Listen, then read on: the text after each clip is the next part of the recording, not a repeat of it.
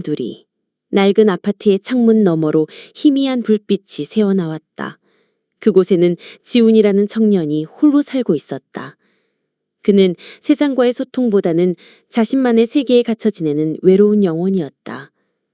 겁이 많고 소심했지만 그의 내면에는 늘 이해할 수 없는 것에 대한 은밀한 호기심이 불꽃처럼 숨쉬고 있었다. 어느 날 밤 지훈은 인터넷을 헤매다 도시 외곽에 버려진 블랙우드 저택에 대한 오래된 기세를 발견했다. 100년 전 비극적인 사건과 함께 저주받았다는 소문이 무성한 곳. 대부분의 사람들은 그저 섬뜩한 도시 괴담으로 치부했지만 지훈의 심장 한 구석에서는 잊고 지냈던 대담한 호기심이 꿈틀거렸다. 그는 망설였다. 두려움이 앞섰지만 미지의 것에 대한 갈증이 더 강했다. 결국 그의 발걸음은 저택을 향했다. 도시의 불빛이 아득해지고 가로등조차 없는 굽이진 길을 한참 걸어 들어갔다. 지훈의 손에는 낡은 스마트폰과 작은 손전등이 들려 있었다. 심장은 불안하게 쿵쾅거렸지만 멈출 수 없었다. 폐허가 된 아름다움, 잊힌 비극의 냄새가 그를 끌어당기는 듯했다. 내가 왜 이러는 거지? 미쳤나 봐. 돌아갈까? 아니, 여기까지 왔는데 그냥 보고만 오자. 아무 일 없을 거야. 멀리 어둠 속에서 거대한 그림자가 서서히 윤곽을 드러냈다. 거대한 고딕 양식의 저택. 부서진 창문들은 마치 텅 빈 눈동자처럼 밤하늘을 응시하고 있었다. 넝쿨과 잡초가 건물을 집어삼킬 듯 뒤덮고 있었고 낡은 철문은 녹슨 비명을 지르며 열려 있었다. 습하고 곰팡이 냄새가 섞인 찬 공기가 지훈의 얼굴을 스쳤다. 지훈은 조심스럽게 저택 안으로 발을 들였다. 발밑의 마루는 삐걱거렸고 그의 발자국 소리만이 고요를 깨트렸다. 손전등 불빛이 먼지 쌓인 홀을 가로질렀다. 거미줄이 드리워진 샹들리에, 해진 테피스트리, 그리고 어디선가 풍겨오는 희미한 썩은 내. 모든 것이 마치 시간에 갇힌 유령처럼 느껴졌다. 우와, 정말 폐허 그 자체네. 그런데 이상하게 압도적이야. 그때 멀리서 아주 희미한 속삭임이 들리는 듯했다. 지훈은 숨을 멈추고 귀를 기울였다. 바람소리였을까? 아니면 자신의 상상이었을까? 그의 심장은 더욱 거세게 뛰기 시작했다. 그는 떨리는 손으로 손전등을 꽉 쥐었다. 지훈은 복도를 따라 깊숙이 들어갔다. 찢어진 벽지와 바닥에 널브러진 가구들, 모든 것이 저택이 비극적인 과거를 암시하는 듯했다. 그는 으스스한 한계를 느끼며 특정 방으로 이끌리는 듯했다.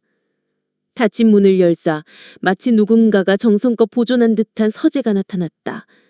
그러나 그곳 역시 먼지와 거미줄로 가득 차 있었다. 여긴 좀 다르네. 뭔가 중요한 곳이었나? 손전등 불빛이 방 가운데 놓인 낡은 받침대를 비췄다. 그 위에는 작지만 강렬한 존재감을 뿜어내는 신비로운 유물이 놓여 있었다. 새카만 흑요석 같은 재질로 만들어진 기이한 조각상이었다. 마치 인간의 형상을 뒤틀어 놓은 듯 여러 개의 눈동자가 새겨진 흉측한 형상. 유물은 주변의 모든 빛을 흡수하는 듯 어둠 속에서 기묘하게 빛나고 있었다. 이게 뭐야? 조각상에서 섬뜩할 정도의 냉기가 뿜어져 나오는 듯했다. 지훈은 망설였다. 본능적인 경고가 머릿속에서 울렸지만 호기심이 그 경고를 잠재웠다. 그의 손가락이 차갑고 매끄러운 흑요석 표면에 닿았다. 손가락이 닿는 순간 저택 전체가 거대한 심장처럼 쿵 하고 울렸다.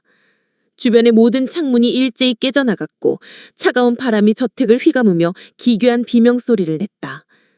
조각상에서 뿜어져 나오던 빛은 갑자기 강렬하게 번뜩이며 서재를 온통 새빨갛게 물들였다. 왕의 왈골된 어둠은 갑자기 저택을 극렬한 혼돈 속으로 몰아넣었다. 그리고 벽에 걸려있던 낡은 액자들이 바닥으로 떨어지며 산산조각 났다.